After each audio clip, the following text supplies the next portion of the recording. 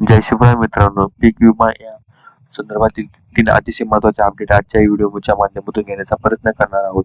पहिला अपडेट आहे खरीप पीक पीक विमा 2025 च्या संदर्भातील. दुसरा अपडेट आहे 2022 ते 2024 पर्यंत थकीत असलेल्या पीक विम्याची वाटपाच्या संदर्भातील. तर तिसरा अपडेट आहे खरीप पीक विमा 2020 धाराशिवच्या पीक विम्याच्या वाटपाच्या संदर्भातील. मित्रांनो, सर्वात पहिला अपडेट म्हणजे खरीप पीक विमा 2025 च्या संदर्भातील. आपण पाहिले की काही भागामध्ये 19 मार्च 2026 पासून कॅल्क्युलेशन दिसायला सुरू झालेलं आहे, परंतु एका जिल्ह्यामध्ये काही तालुक्यामध्ये वेगवेगळ्या महसूल मंडळामध्ये एकाच कॅल्क्युलेशन दिसतो. दुसऱ्या महसूल मंडळामध्ये रक्कम 0 दाखवते, तर तिसऱ्या महसूल मंडळामध्ये कॅल्क्युलेशन अवेटेड दाखवते. आणि यासाठी महाराष्ट्रातील खासदारांनी कुठेतरी आवाज उठवा अशी मागणी आपण वेळोवेळी केली आहे.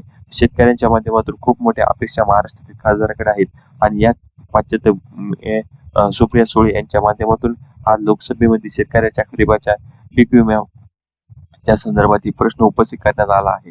विधान संसदीय सुप्रिया जी ने यह सही कहा और संजक साजत है, पिछले दोनों महाराष्ट्र की धारा पर प्राकृतिक आपदा के कारण व्यापक नुकसान किसानों की फसलों को हुआ है, लेकिन मुझे यह बताते हुए प्रसन्न है कि राज्य सरकार ने तत्परतापूर्वक कार्रवाई की और 5 दिन के अंदर फार्मर आईडी का उपयोग करके 14,000 करोड़ रुपए किसानों के खाते में डाला है। एक राज्य सरकार SDDRP की योजना में अंतर्गत नुकसान की भरपाई करती है, दूसरे में आपके माध्यम से हमारे किसानों की हित सांसद के यह बताने चाहता हूँ कि प्रधानमंत्री फसल बीमा योजना के अंतर्गत भी उन किसानों की पूरी मदद नियमानुसार करने में हम कोई कसर नाही छोडेंगे. ज्याप्रमाणे राज्य शासनाकडून निधी दिला त्याचप्रमाणे या नुकसानग्रस्त झालेल्या शेतकऱ्यांना आम्ही पीक विम्याच्या योजनेच्या नियमानुसार पीक विमा सुद्धा वाटप करू अशा प्रकारची माहिती माध्यमातून देण्यात आली आहे.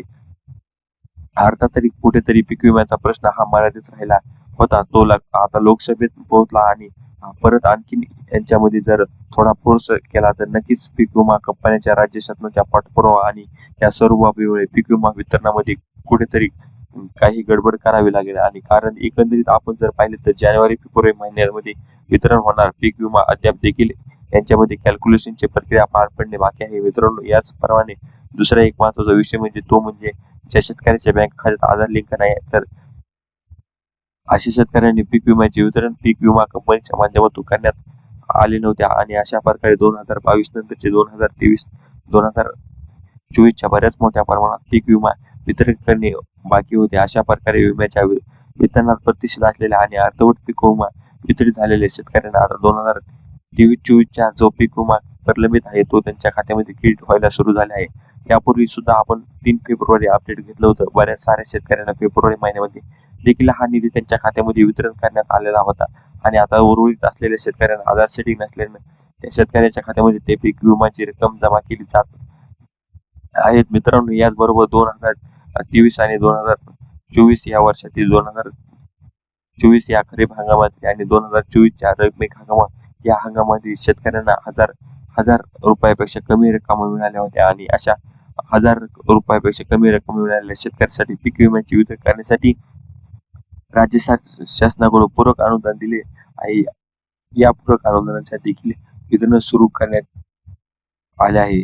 ज्यांच्यामध्ये शेतकऱ्यांच्या जर पूर्वी 100 रुपये आले असतील तर त्या शेतकऱ्या उर्वरित 900 रुपये येतील.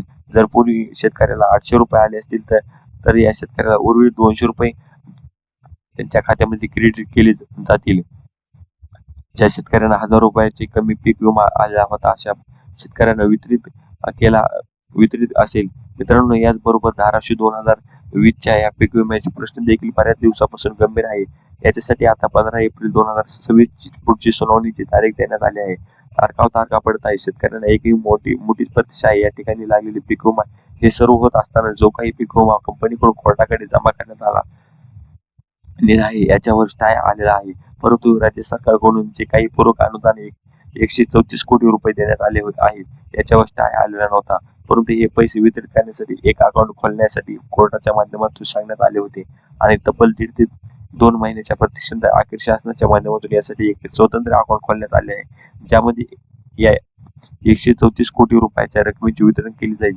ती रक्कम त्यांच्या वितरित केली जाईल आणि त्या खात्यामध्ये पुढे पात्र असलेल्या शेतकऱ्यांच्या खात्यामध्ये या रकमेची वितरित केली जाणार आहे.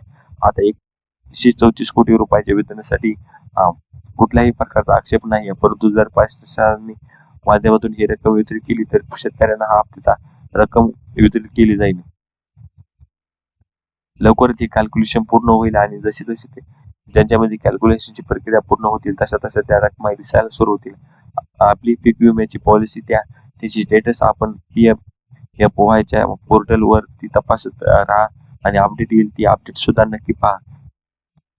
कुठेही परंतु तुर्तास तरी या शेतकऱ्याचा आवाज कुठेतरी दिल्लीपर्यंत गेला आहे आणि असाच आवाज परत एकदा दिल्लीमध्ये घुमवून लवकरात लवकर शेतकऱ्यांच्या या पीक विम्याची वितरण व्हावी हीच एक ठिकाणी अपेक्षा आहे. धन्यवाद.